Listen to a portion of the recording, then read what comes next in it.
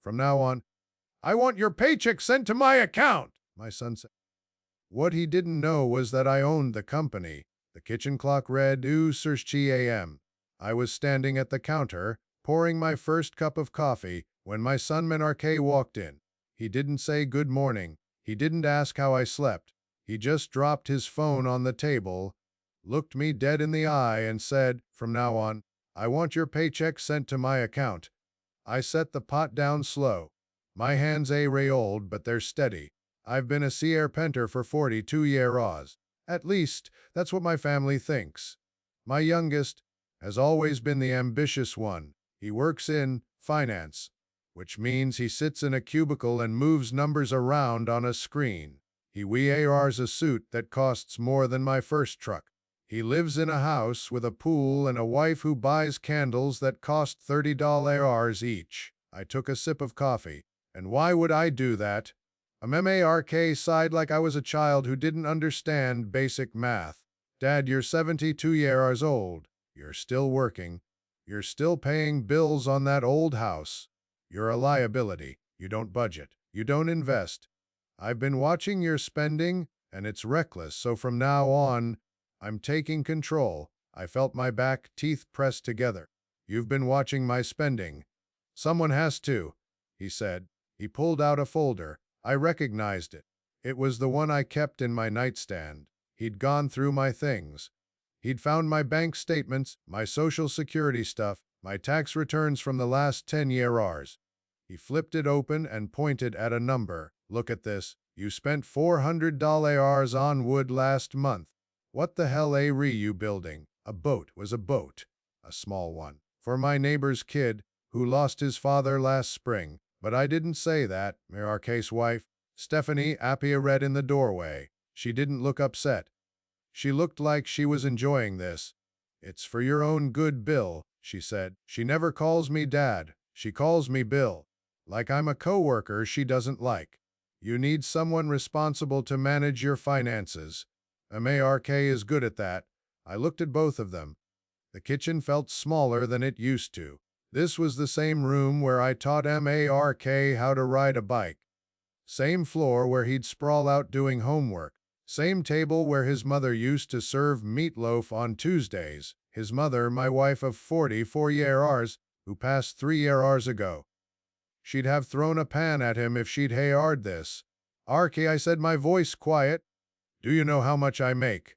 He scoffed. "Yeah, Dad.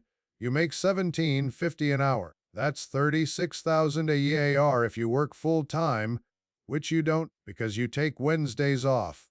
"I take Wednesdays off," I said, "because I built that company." He looked at me like I'd just said I was the President of the United States. "What company?" I set my coffee down. "The one you work at." Silence. Stephanie's smug smile faded a little. "Bull," he said. "You're the head of accounts receivable." I said, "You've been there 6 years. You got the job because I told HR to hire you. You're not a bad worker, Mark. You're decent with numbers. But you're not good with people. You're not good with family. And you're certainly not good at reading the fine print." "What fine print?" I walked to the drawer by the fridge. The junk drawer, pens, old batteries, rubber bands, receipts, a hammer I'd left there once. I pulled out a rolled-up document tied with a rubber band. It was yellowed at the edges. I'd kept it hidden in plain sight for 15 years. I laid it on the table.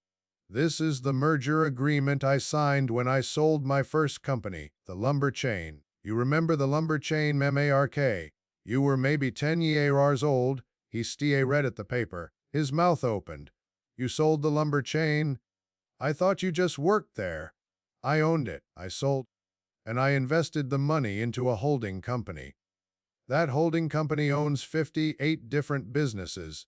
3 of them are in the same building you work in. One of them is the floor you sit on." I tapped the paper. "I'm not your father who swings a hammer because he needs the money, son. I swing a hammer because I like the feel of it. I like the smell of sawdust. I like building things that last. That's what I do. I build things. I built you, and I built that company, and I own both. Stephanie stepped back like I was on fire. Mark looked at the paper, then at me, then back at the paper. His hands were shaking. I'm not, I said. Your salary is paid by a subsidiary of a company that I own outright. Your boss's boss reports to a man who reports to me. I don't look at your work because I don't have to. But I know you've been late 18 times this year. I know you took a 3-hour lunch last Tuesday. And I know you've been embezzling. The word hung in the air like a cloud of dust. I haven't. You have. It's small amounts, 20 here, 50 there. You expense lunches you didn't buy. You overbill for materials. You think it's petty cash. It's theft. I shook my head. And now you want my paycheck. You want control of my money. Son, you can't even control yourself. Mark turned white. Stephanie was staring at him now, not me. Is that true? She asked him. It's not. I was going to pay it back. With my paycheck, I said. The one you wanted me to hand over. He didn't answer. I picked up my coffee and took a slow, long drink. It was good coffee, strong. Made the way I like it. The way his mother made it. I've got a board meeting this afternoon, I said. I'm going to drive myself. I don't need a chauffeur. I don't need an assistant. I don't need anyone to hold my hand. I built my life with these 2 hands and this back. I don't owe you an explanation. I don't owe you a dime. And I sure as hell don't owe you my paycheck. I grabbed my coat from the hook, the old flannel one patched at the elbows. Mark said. It was the first time he'd sounded like a little boy in years. Wait, I'm sorry. No, you're not, I said. You're just sky red. There's a difference. You need to figure out which one you're going to act on. I walked out the door. The spring air hit my face. It smelled like fresh rain. The sky was gray and low. I got in my truck. The old one, paint peeling, rust on the bumper, Arbeitswasser 9 miles on it. It was my favorite thing I owned. I drove to the shop, not the board room. The workshop. I had a boat to finish. The workshop smelled like CDR and motor oil. I liked that smell better than any cologne. I turned on the radio low, some old country station playing songs from the 70s. I pulled the half, finished hull off the sawhorses and ran my hand along the curve of the bow. It was coming along nice. The kid, Chirali, he was going to love it. His father had been a fisherman, not a sport fisherman, a real one. He worked the salmon runs up in Alaska for 20 years before he got sick. I never knew him well, but I knew loss.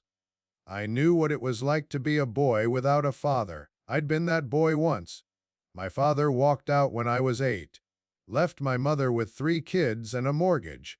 He said he was going to find work. He never came back. I spent my childhood hungry and angry and small. I ran to use my hands because I had nothing else.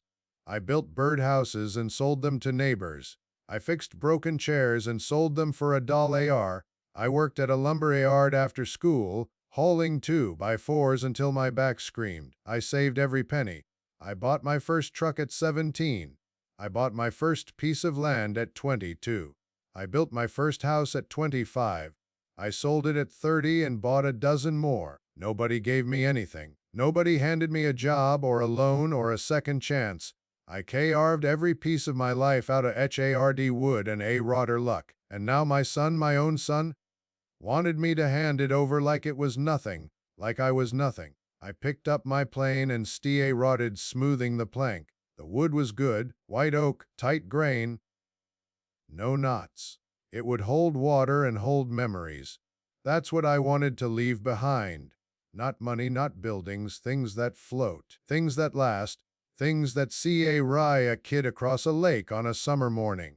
The radio played a song about a man who lost his dog and his truck and his woman. I hummed along. I was not that man. I had my health, my hands, my shop. I had a son who had just learned a very hard lesson. And I had a secret that was no longer a secret. My phone buzzed in my pocket. I pulled it out. It was Diane, the CEO. She never called me at the workshop. I answered. Mr. Hansen, she said, I just got a call from Mark's supervisor. He's asking whether we're moving forward with the audit. Yes, I said. Are you sure? This will become public knowledge. There will be questions. I'm sure. And your son. I looked at the boat.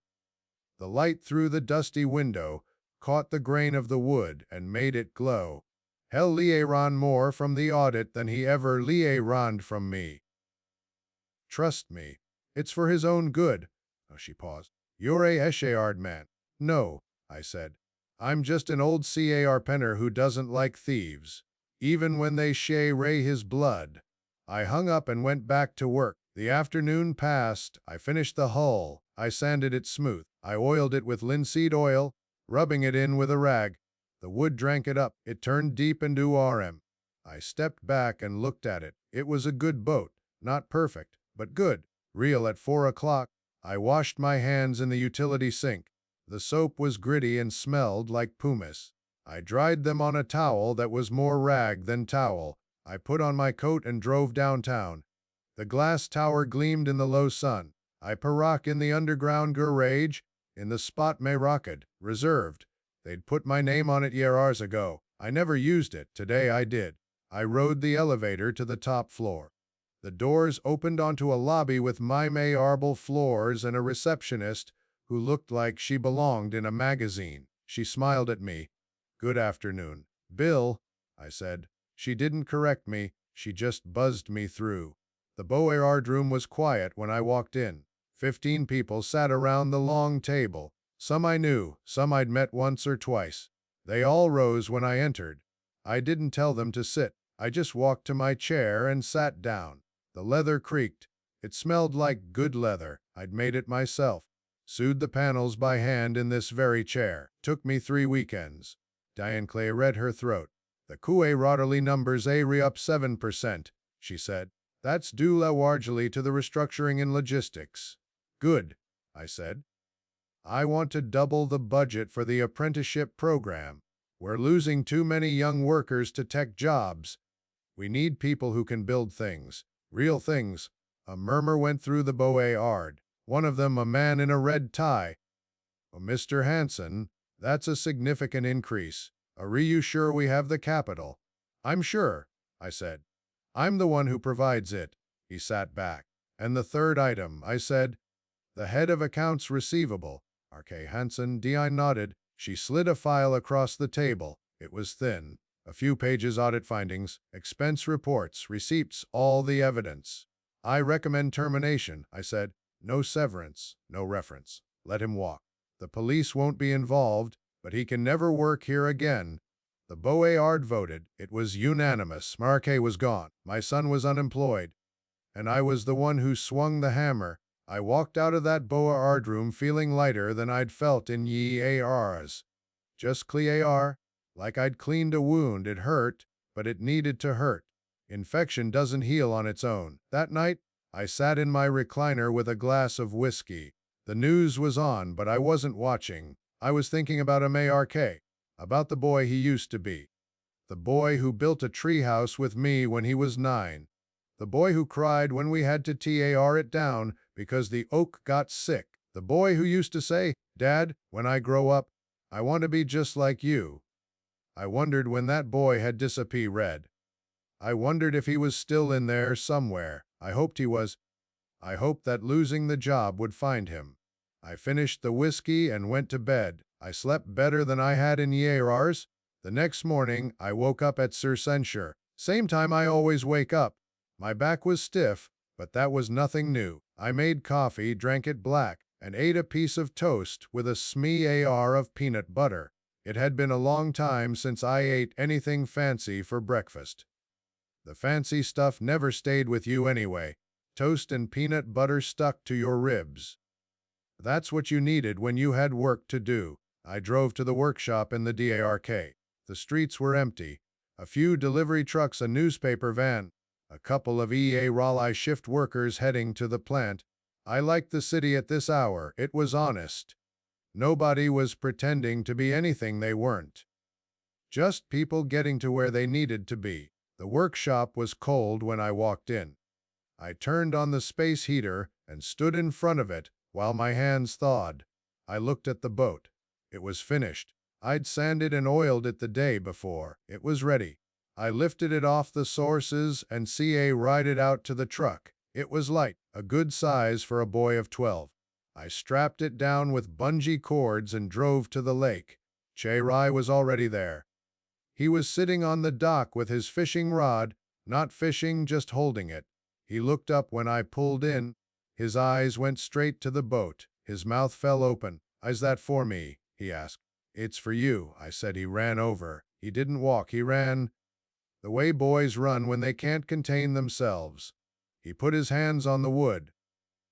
He touched every inch of it like he was reading a book. His fingers traced the grain. His thumb rubbed the oiled finish. "It's so smooth," he said. "How did you get it so smooth?" Patience! I said. "And a lot of sandpaper." He laughed. It was a good laugh, a kid's laugh, from his belly. "Can we put it in the water?" "Go ahead." He ride it down to the dock. He was strong for his age. He slid it into the water and climbed in. It rocked gently, then settled. He sat there for a long moment, just looking at the lake. The sun was coming up over the trees. It was one of those mornings that made you glad to be alive. The kind of morning you remember when everything else falls apart. "Mr. Bill, this is the best thing anyone ever gave me." I nodded. I didn't say anything. I didn't have to. He paddled around for a while. I sat on the dock and watched. The water was still. The birds were waking up. I thought about my own father, the one who left. I thought about all the boats he never built for me, all the mornings he never sat on a dock and watched me paddle. I made myself a promise a long time ago. I promised that if I ever had a son, I would never make him feel the way I felt. I would show up. I would build things for him. I would be there. I kept that promise. I showed up. I built things. I was there. But somewhere along the line, Mark stopped needing boats and started needing paychecks. He stopped looking at the lake and started looking at the balance sheet. He stopped being my son and started being my employee. That was my fault. I knew that now. I gave him the job too easily. I made him think money was the measure. I didn't teach him that the measure was something else.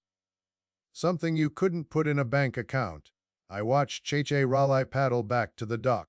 His smile was so wide it almost hurt to look at. "Can I take it home?" "Of course," I said. "It's yours." He ride it up the bank and set it on the grass. He stood back and looked at it. "My dad would have loved this." "I know he would have," I said. "I wish he could see it." "Can?" I said. As watching, Raleigh didn't cry. He just nodded like he understood. Maybe he did. Kids understand more than we give them credit for. They understand loss. They understand love. They understand that a boat made by an old man is worth more than anything you can buy at a store. I drove back to the shop. The day stretched ahead of me. I had a cabinet to finish for a client who lived 3 blocks away. It was going to be a nice one. Cherry wood, dovetail joints, handmade brass rotary. I'd been working on it for a month. It was the kind of thing I loved to build. Something that would outlast me. Something that someone's grandchildren would inherit. I worked all morning. The sawdust flew. The radio played old songs. I was in the zone. The way you get when your hands know what to do and your mind can wander. I thought about Mark. I thought about Stephanie. I thought about the boat and the kid and the lake. I thought about my wife. I missed her. Not the way you miss someone who just left. The way you miss a rod of yourself that's gone forever. She was the only person who ever really knew me. She knew about the company. She knew about the money. She knew about the workshops and the Board rooms and the 2 lives I lived. She kept my secret. She never told a soul. "Your secret is safe with me," she used to say, tapping my chest with her finger. "But you have to promise me one thing." "What's that?" "Promise me you'll never forget who you really are." I promised. I kept that promise. I built boats for kids and cabinets for neighbors and birdhouses for strangers. I never let the money change what I did with my hands. I stayed who I was, a carpenter, a builder, a man who could fix almost anything. RK called me at noon. I almost didn't answer, but I did. Hey, he said. His voice was flat, empty. Hey yourself. I got fired. I know. Did you? Did you know before I did? Wes! He was quiet for a long time. I heard him breathing. I heard a car pass in the background. I heard a siren somewhere far away. Why didn't you on me? He asked. Would you have listened? No, he admitted. Then why would I waste my breath? Another long pause. What am I supposed to do now? I don't know, I said. That's not my problem. You're a grown man. You figure it out. He laughed. It was a sad, dry laugh. You don't pull punches? Do you? Never have, I said. Never will. Dade. I'm red. I felt something shift in my chest. That word red. It was the first honest thing he'd said to me in years. Not angry, not defensive, just red. What are you red of? I asked. I'm red. I'm not good at anything. I'm red. I don't have real skills. I'm red. I spent my whole life pretending to be someone I'm not, and now that it's gone, I don't know who I am. I leaned against my workbench. The cherry wood was smooth under my hand. I thought about my answer. I didn't want to be soft, but I didn't want to be cruel either. There's a difference between being honest and being hurtful. I had to find the line. You're not good at anything yet, I said.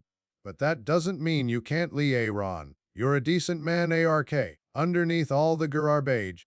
You're not cruel, you're not stupid. You just got lost. That happens. It happened to me too, once. When I sold the lumber chain, I got lost in the money. I thought I was a different person. I was wrong. Then what did you do? I went back to the shop. I rotted building things with my hands. I rotted making things that had a purpose. It saved me. He was quiet again. Then he said, Can I come by the shop tomorrow? Why? I don't know. I just want to see what you do. I want to see it. I thought about it. I thought about the mess he'd made of his life. I thought about the way he demanded my paycheck, like I was a dying dog. I thought about the way Stephanie looked at me, like I was nothing. But I also thought about the boy who used to sit in this shop and watch me plane wood. The boy who asked 1,000 questions. The boy who had sawdust in his hair. Yeah, I said, come by. I'll have you sweep the floor. That's it. Sweep the floor. You have to stay art somewhere. He didn't ararg. Okay, he said. I'll be there at 6.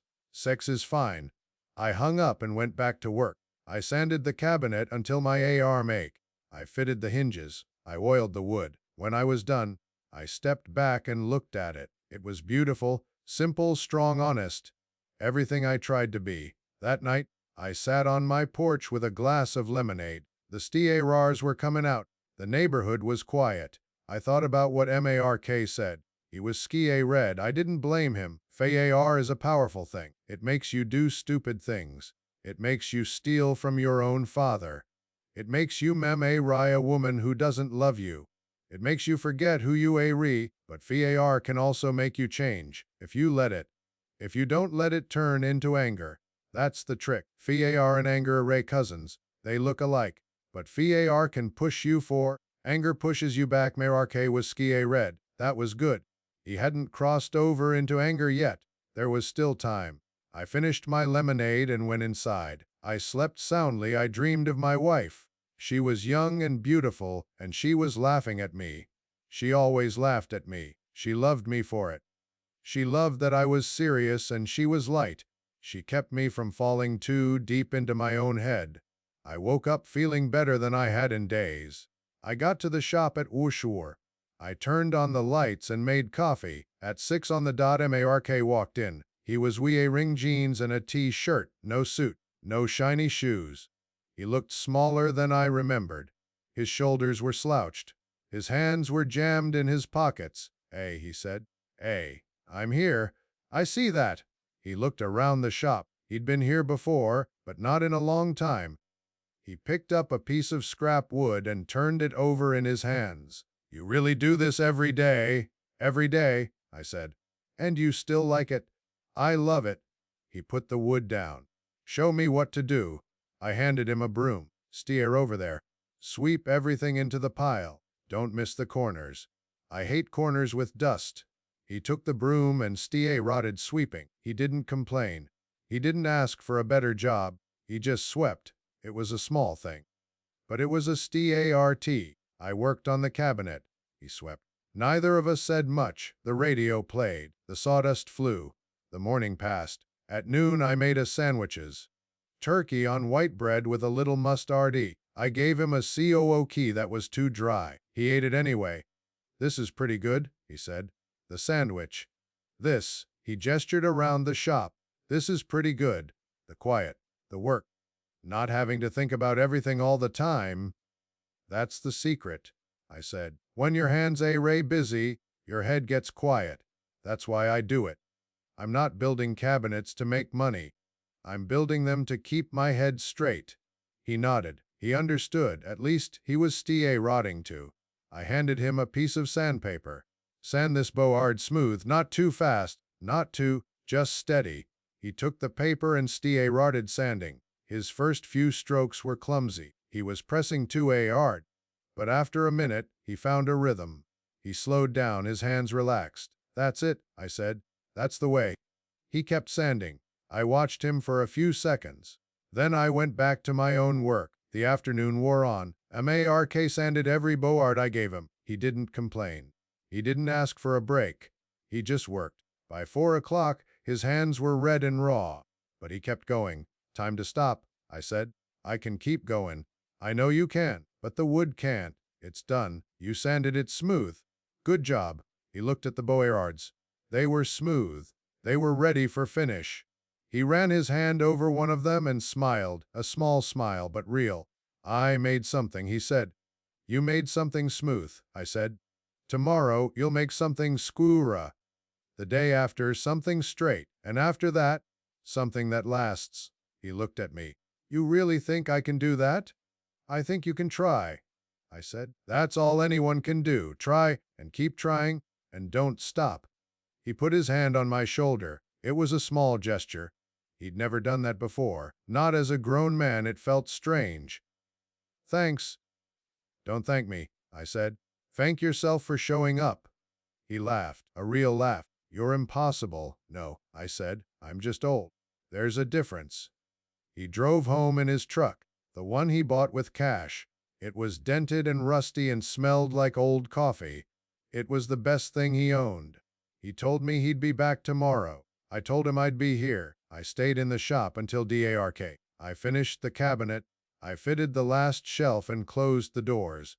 The sound of the latch clicking was one of the most satisfying sounds in the world. A clean click, a finished thing, a job done right.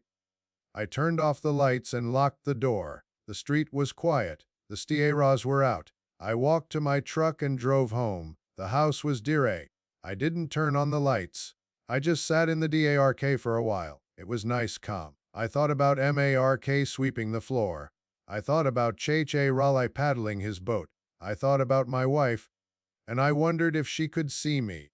If she could see what I was doing. If she was proud. I hope she was. I couldn't hear her voice, but I could feel her. In the wood. In the sawdust. In the quiet, she was there.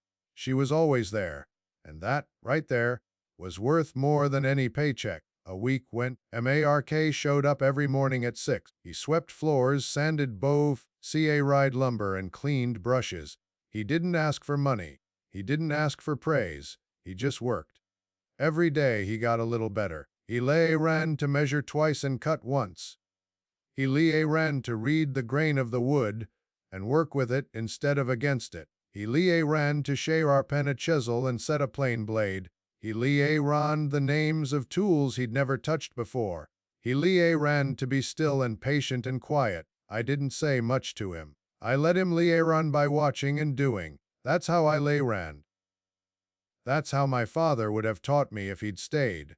But he didn't. So I ran from other men. Old carpenters, old masons, old farmers who had dirt under their nails and calluses on their palms.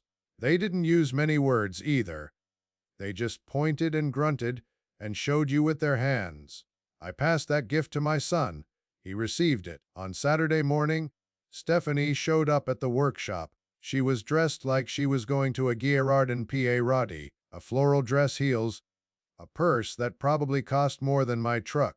She stood in the doorway with her sunglasses pushed up on her head and a tight smile on her face. "Bill," she said. "Stephanie, I need to talk to Mark, is in the back, but he's working. You can wait." She stepped inside, looked around at the sawdust and tools and half-finished projects. She wrinkled her nose like she'd walked into a barn. "This is where you spend your time. All that money and you spend it in a shed?" "It's a workshop," I said, "not a shed. There's a difference." She didn't see a ray about the difference. She walked past me into the back room. I heard her voice rise, then Marky's voice, then both of them louder. I stayed where I was. I didn't eavesdrop. I didn't have to. I knew what it was about. She wanted him to come back. She wanted the house back. She wanted the life back. She didn't want him. She wanted the package he came in. They argued for about 10 minutes. Then Mark walked out. His jaw was tight. His hands were clenched. Stephanie followed him, her face red. "You can't just walk away from me," she said. "We're married. We have a life together, a house, a future. We have debt," he said. "We have a house we can't afford. We have a future that was built on lies. That's not a marriage. That's a business deal, and it's bankrupt." She stared at him. "You're blaming me." "I didn't make you steal." "No," he said. "But you knew about it. You saw the receipts. You saw the things I bought. You never asked where the money came from. You never asked anything except what else I could buy you." She opened her mouth, closed it, opened it again. "That's not fair." "Life's not fair," he said. "You taught me that. You taught me that the world is hard, and you have to take what you can get. I took and I got caught. Now I'm trying to make it right, but I can't do it with you. Because you don't want me to make it right. You want me to make it easy." She looked at me. Her eyes were wet. "Bill, tell him. He's not thinking straight." I shook my head. "He's thinking straighter than he ever has. You need to leave, Stephanie. This is a workshop. We have work to do." She glared at me. "You always hated me." "No," I said. "I didn't hate you. I just didn't like what you did to my son. There's a difference. You made him small. You made him greedy. You made him forget who he was. And now that he's remembering, you can't stand it." She turned and walked out. Her heels clicked on the concrete. She slammed the door so the windows rattled. The truck she'd come in was a rental. Her BMW was gone, repossessed. I wondered where she was sleeping. I didn't ask. It wasn't my business. Mark stood in the middle of the workshop. His hands were shaking. He wasn't crying, but he was close. "I thought I loved her," he said. "I know." "I thought she loved me?" "I know." "How do you know when someone loves you?" I picked up a piece of oak and ran my hand over it. "They show up," I said. "Not when it's easy. When it's hard. When there's nothing to gain. When there's everything to lose. That's love. The rest is just noise." He nodded. He went back to work. He didn't talk for the rest of the day. Neither did I. Some conversations don't need words. The boat I built for Che Raleigh made the local news.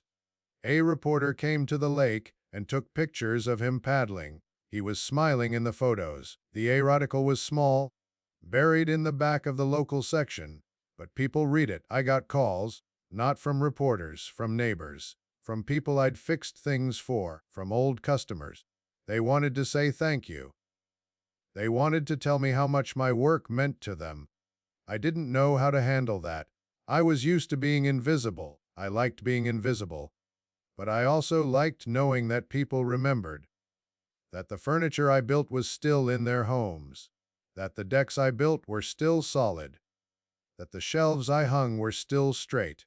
A man called from 3 towns over. He was a retired teacher. He said he'd read the article, and he wanted to commission something. A desk. He'd always wanted a handmade desk. I told him I'd take a look. He came by the workshop on Tuesday. He was an old man, older than me, with white hair and glasses and a kind face. He looked at my work and nodded. He didn't haggle. He didn't ask for a discount. He just said, "You build things that last. I want one of those." That desk took me 2 weeks. It was a good one, walnut, with carved legs and a leather top. The old teacher cried when he saw it. I almost cried too, but I held it in. I shook his hand. He paid me in cash. I put it in the drawer with the other cash I never spent. That was the thing about my life. I had money, plenty of it, more than I would ever need. But I never spent it on myself. I spent it on wood, on tools, on apprenticeships, on kids like Chie Rely, on people who needed a hand and didn't know how to ask. I spent it on making things that didn't have a price tag. That was my real wealth, and nobody could take that away. RK was changing, I saw it. He stopped looking down when he walked. He stopped checking his phone every 10 seconds. He stay-rotted looking people in the eye when he spoke. He stay-rotted asking questions, real ones, about tools, about life. He stay-rotted listening to the answers. One evening, we were sitting on the porch. The sun was going down, the air was no ARM. We were drinking lemonade. I never knew you were so patient, he said. Patient. You never yelled at me, even when I was terrible at sanding. Even when I sanded through the grain, you just showed me again and again. That's not patience, I said. That's practice. I've been teaching for 50 years. I've learned that yelling doesn't fix anything. It just makes noise. He laughed. You really raise something else? No, I said. I'm just old. Old people leer on a few things. That's all. He was quiet for a minute. Then he said, I want to keep doing this. The workshop. I want to be a CA-repenter. You can be a CA-repenter, I said. But you have to stay-art at the bottom. You have to sweep floors for years. You have to sand 1,000 boards before you're ready to build a chair. You have to fail. You have to make mistakes. You have to learn from them.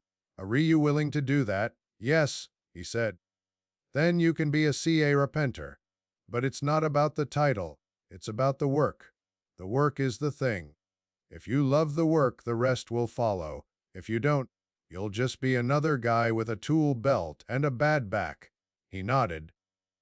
Good, I said. Fenstiar tomorrow, same time, same place. I'll show you how to dovetail.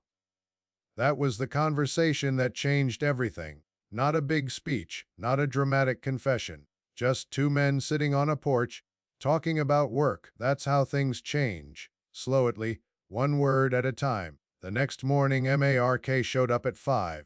He was Raleigh. He made the coffee himself. It was terrible, burnt and bitter. I drank it anyway. It was the thought that counted. We worked on dovetails. It's a tricky joint. It takes skill and patience. Mark was patient. His first joint was ugly, loose and crooked. His second was better. His third was almost good. By the end of the day, he'd made a joint that held. He looked at it like it was a miracle. I made that, he said. You did, I said. Now make 20 more. He made 20 more. He stayed late. He didn't complain. He just worked. I watched him from across the shop. He had sawdust in his hair. His hands were rough. His back was sore. And he was smiling. That was the first time I'd seen him smile like that in years. Not a show smile, a real one. The kind that came from inside. Stephanie called him that night. I didn't hear the conversation. I didn't ask about it, but I saw his face when he hung up. It was tired and sad, but not broken. He was done with her. He'd made his peace with it. She's moving back to her mother's, he said. She wants me to sign the divorce papers. Hey, where you going to? Yeah, He said. There's nothing left to save. I nodded. Sometimes saving yourself means letting go. He looked at me. Is that what you did? When Mom died? Let go. I thought about it, I said. I didn't let go. I let her stay. In my memork. In my he-work. That's different. That's not letting go. That's holding on in a different way. He nodded. He understood. He was stay-rotting to understand a lot of things. The summer passed. Mark got better. He built a chair. It was simple. Straight lines, clean joints, no frills. It was his first piece. He gave it to me. It's not much, he said. It's everything, I said. I put it in my living room. I sit in it every night. It's not the most comfortable chair I own, but it's the most comfortable chair I've ever sat in, because my son built it, because my son was trying. because my son was becoming who he was always meant to be, and that was worth more than any paycheck he could ever ask for. The fall came in slow and golden. The leaves turned orange and red and brown.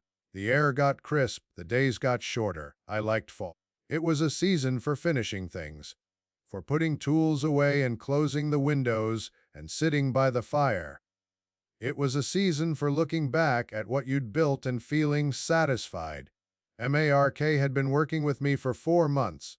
He wasn't an apprentice anymore. He was a carpenter, a real one. He could build a cabinet, a table, a chair. He could read a blueprint and cut a miter joint. He could sharpen his own chisels and plane his own boards. He'd earned his place in the workshop. I didn't have to teach him anymore. He taught himself. I just watched. The story about the boat and the kid and the old man had grown. It had spread through the city like wildfire. People started recognizing me at the Escherottery store. They started stopping me in the street. They wanted to shake my hand. They wanted to thank me. They wanted to tell me their own stories about fathers and sons, and things that were built and things that were broken. I didn't know how to feel about it. Part of me wanted to disappear. Part of me wanted to hide in my workshop and never come out. But another part of me understood something. The story wasn't about me. It was about something bigger, about second chances, about hard work, about the simple truth that a man's worth isn't measured in dollars and cents. People needed to hear that. I didn't mind being the one who told them. A local magazine ran a profile. They called it The Carpenter Billionaire. I hated that title. It made me sound like a circus act. But the writer was respectful. She didn't pry. She didn't ask about the money. She asked about the work, about the wood, about the boats, about the kids I'd helped. She wrote a good piece. I couldn't complain. RK was in the article too. She mentioned him, the son who'd come back, the son who'd ran to work with his hands, the son who'd rebuilt himself from the ground up. He didn't like the attention either, but he handled it better than I did. Diane wants you to do an interview, he said one evening. She's been getting calls from a TV station. Tell her no. I did. She said to tell you it's good for the company, good for the apprenticeship program. I sighed. I hate cameras, I know. But you can talk about the program. You can talk about the kids. You don't have to talk about yourself. I thought about that. He was right. It wasn't about me. It was about the work, about the future, about building something that would outlast me. I agreed to the interview. The TV crew came to my workshop. They set up lights and microphones and cameras. I felt like a fish in a glass bowl, but I talked. I talked about wood. I talked about tools. I talked about the importance of teaching young people how to build things with their hands. I didn't talk about the money. I didn't talk about the company. I talked about the work. The interview aired that night. I didn't watch him, and RK did. He called me after art. You were good, he said. I was myself. That's why you were good. I didn't watch it, but I heard about it. People called. People wrote. People stopped me on the street. They said they were inspired. They said they wanted to learn. They said they wanted to build things. I didn't know what to do with all that attention, so I went back to work. The apprenticeship program grew. We had 3 times as many applicants as we had spots. We added more classes. We hired more instructors. We bought more lumber. The board approved everything. They'd ran to trust me. They'd ran that my ideas were good for the company and good for the community. I didn't go to board meetings anymore. Not unless I had to. I trusted Diane. She ran the company. I ran the workshop. That was the division of labor. It worked. Mark's divorce was finalized in September. He signed the papers without a fight. Stephanie got the furniture and the debts. She got the rental truck and the bags of clothes. She got the credit card bills and the unpaid loans. She got everything except Mark. He gave her that willingly. He didn't want anything. I feel free, he said to me one day.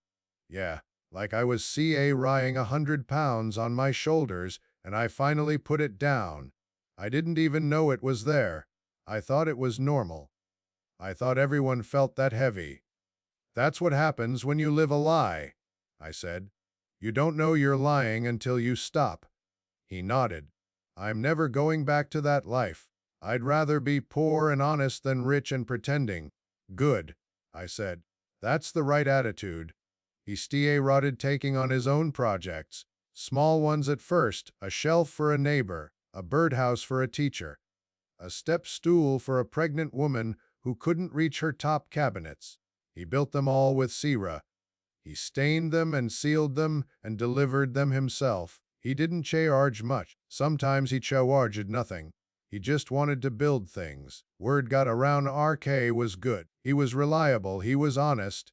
People stay-rotted calling him before they called me. I didn't mind. I was proud. One afternoon, a woman came to the workshop. She was in her 60s, gray-haired and thin. She ride a photograph in a plastic bag. It was a picture of a rocking chair, old, tilted. The wood was split in 3 places. This was my mother's, she said. She passed last year. The chair was in a barn for 30 years. I want to know if you can fix it. I looked at the photo. It was a good chair, maybe 80 years old. Hand CRV details. Rockers worn smooth by years of use. I turned to Mama RK. This is yours, I said. He looked at me. You know how to fix it. You've been fixing things for months. You can handle this. The woman looked at MARK. She was hesitant. She'd come for the old man, not the young one. Are you sure? MARK nodded. I'm sure. Bring it in. I'll have it ready in a week. She brought the chair the next day. It was in rough shape. The wood was dry and cracked. The joints were loose. The finish was peeling. RK took it apart refully. He cleaned the joints. He glued and clamped them. He filled the cracks with wood putty. He sanded the entire chair. He stained it to match the original color. He sealed it with oil. He replaced the worn rockers with new ones he'd carved himself. It took him 8 days. When he was done, he called the woman. She came to the workshop and saw the chair. She didn't say anything for a long moment. She just stared at it. Then she started to cry. It looks like my mother, she said, when she was young. It looks like her. She touched the rockers. She touched the back. She touched the arms. She sat in it and rocked back and forth. The chair moved smoothly, no squeaks, no wobbles. It was solid. Thank you, she said. Thank you so much. She asked how much. MARK told her it was free. She insisted on paying. He refused. They went back and forth. Finally, she put $100 on the bench and walked out with the chair. She was still crying, but she was smiling too. MARK looked at the money. He picked it up. He put it in his pocket. That felt good, he said. It felt good to give it away, I said. Or it felt good to get paid. Both, he said, but mostly the first. The giving. You're running, I said. That night MARK and I sat on the porch. The stars were out. The air was cool. We had our lemonade. Dad, he said, do you think Mom would be proud? I didn't answer right away. I thought about my wife. I thought about the way she smiled, the way she laughed, the way she held my hand when I was red and didn't know how to say it. She'd always wanted MARK to be happy. She'd always wanted him to find his way. She'd worried about him. She'd prayed for him. She'd never stopped loving him. Yes, I said, she's proud. She's always been proud of you, even when you didn't deserve it. That's what mothers do. He nodded. I miss her. Me too. We were quiet for a while. The crickets were singing. The moon was full. She used to tell me I could be anything I wanted, he said. I never believed her. I always thought she was just saying that because she had to. But now I think she was telling the truth. I just didn't know how to hear it. That's the thing about truth, I said. It doesn't change. It's always there. You just have to open your ears. He laughed. You sound like a fortune COO key. That's the wisdom of old age.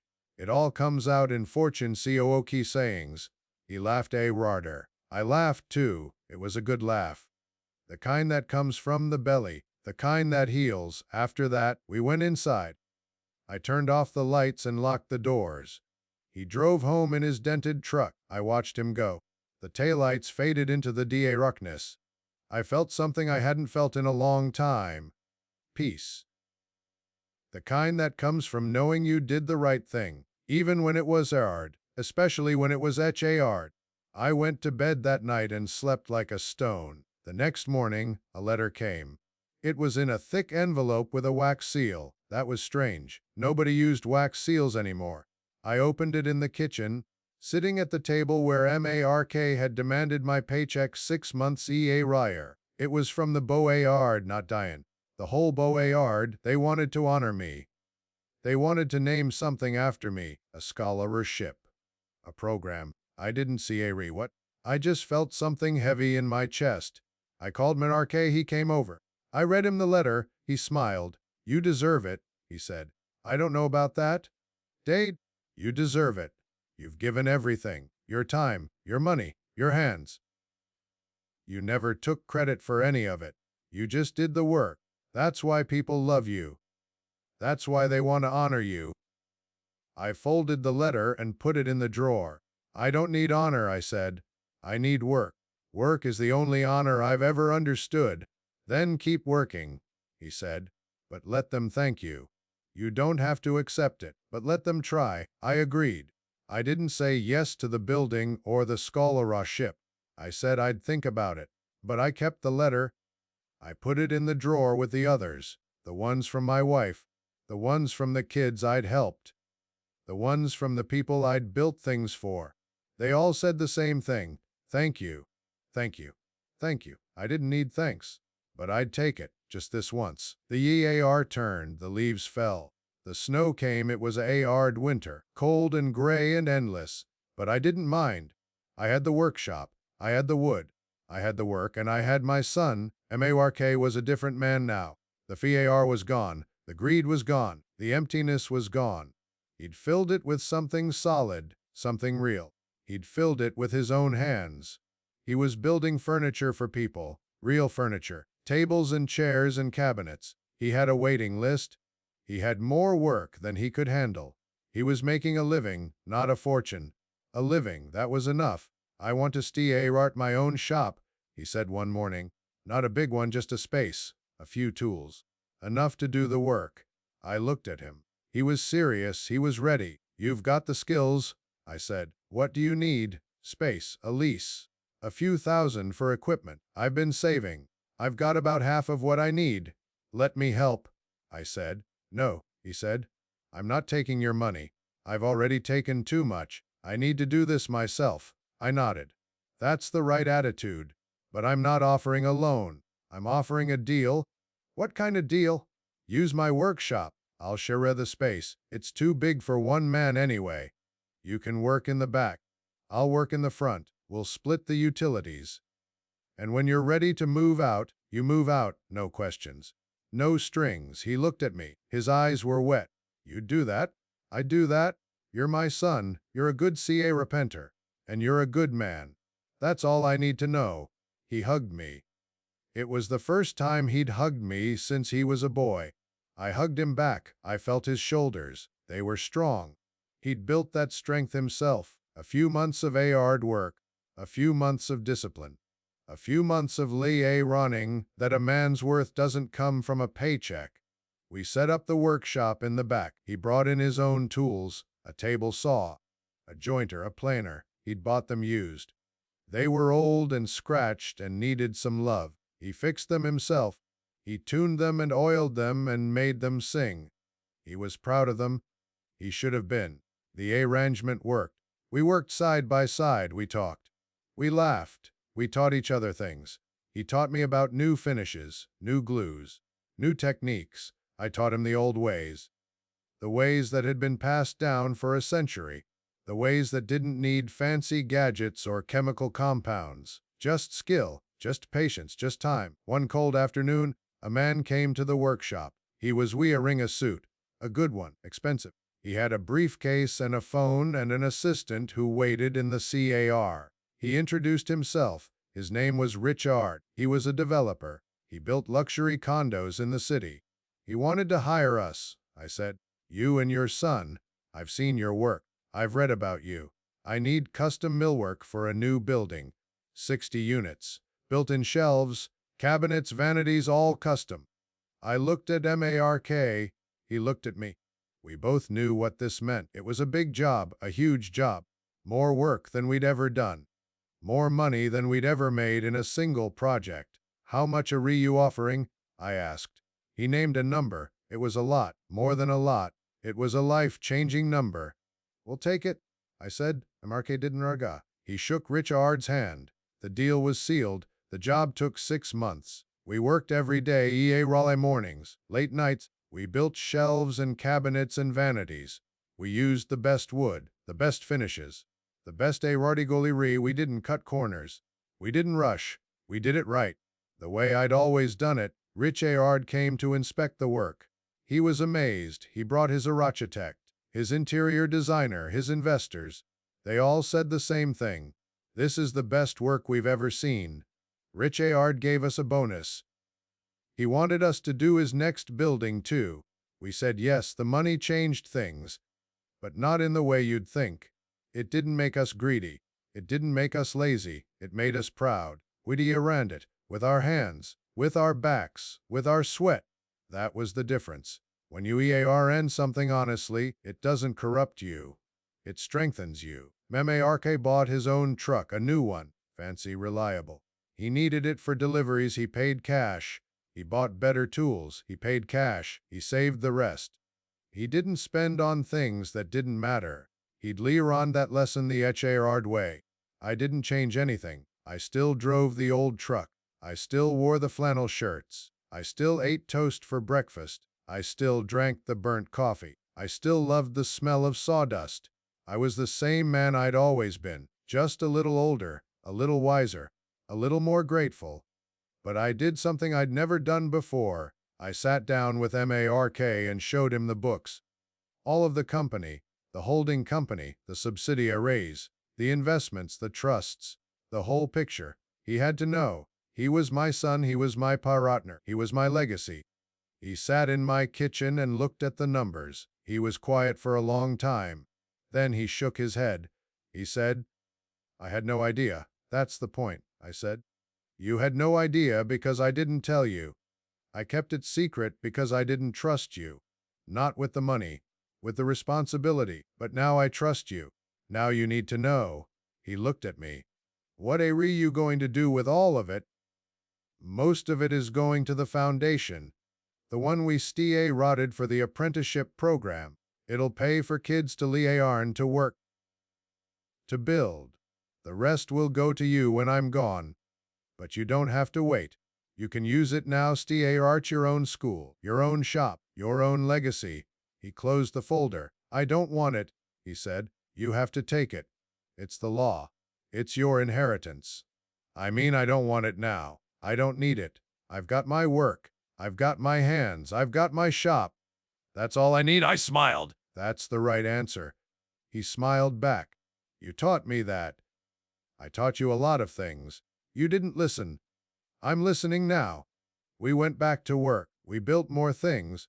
We built furniture for families and cabinets for kitchens and shelves for libraries. We built a reputation. We built a life. We built a future. The city changed around us. New buildings. New businesses. But our workshop stayed the same. The same tools, the same wood. The same smell of sawdust and oil and coffee. It was our place, our sanctuary, our home. I started thinking about slowing down. Not stopping, just slowing. I was 74.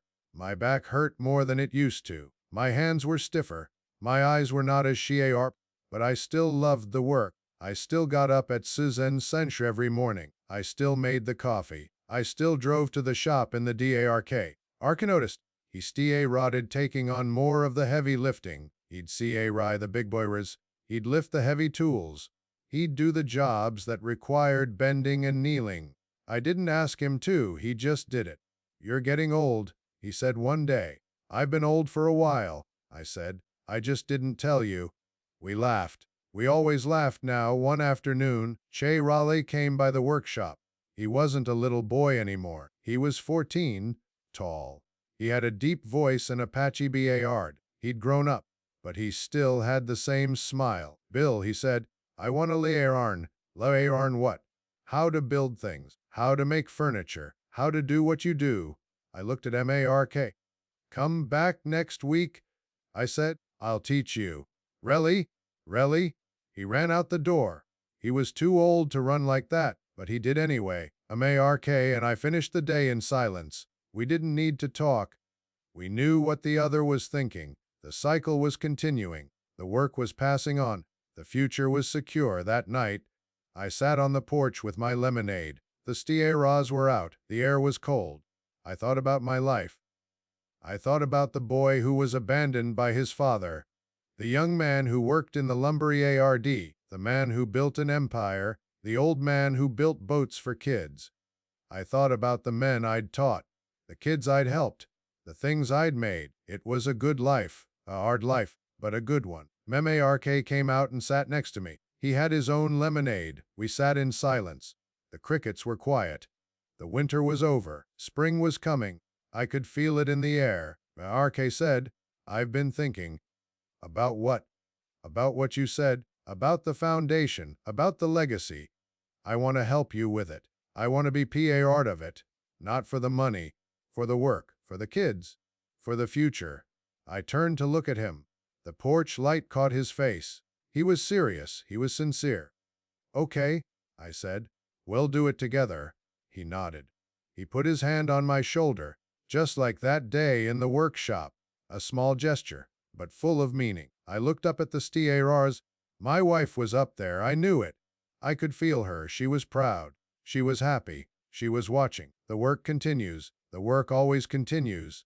That's the beauty of it. That's the point. You build something. You pass it on. You let it grow. You don't hold on too tight. You let it find its own way. I finished my lemonade. I went inside. The house was warm. The workshop was waiting. Tomorrow would be another day. Another bow air. Another joint to cut. Another life to touch. And that was enough. 订阅按钮就在下面，点击它，我们就能一起继续走下去。我还会讲更多故事，关于普通人的故事，关于双手核心的故事，关于那些被低估却被时间证明了一切的人的故事。感谢你读到这里，感谢你愿意听一个老木匠唠叨他的生活。现在回去看看你自己的生活，看看你身边那些真正值得的东西。那些东西是用手造的，而是用心手的，不是用钱买的。这世上最好的东西，从来都是免费的。他们只是需要你停下来，好好看一看。